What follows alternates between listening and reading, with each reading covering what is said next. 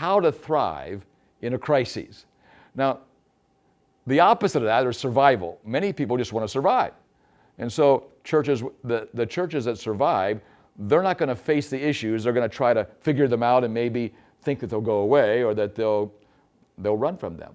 But a church that thrives in a crisis is a church that sees things that they never saw before. And so we take them through Ephesians chapter 6. And we follow all the way through from the beginning of the chapter all the way to the end.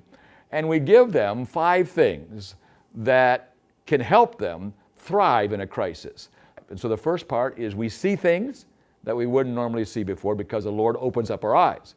The second part, we have a battle-ready mindset. That means we put on the armor in Ephesians chapter 6. And this I have found really amazing because as we travel the world, now the College of Prayer is in 92 countries.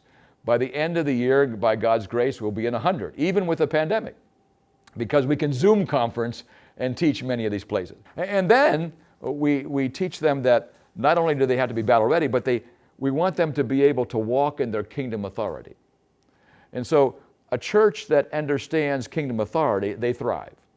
And the fourth thing we teach is that churches that thrive in a crisis, they pray prayers that only God can answer. The last thing that we tell people, the fifth thing that helps us get through a crisis and we're thriving, is we join the Lord in the harvest. There is a great harvest out there, and He's asking us to join Him in that. So when you're a church that's thriving in the middle of a crisis, it opens up your mind to not just think about you, but to the ends of the earth.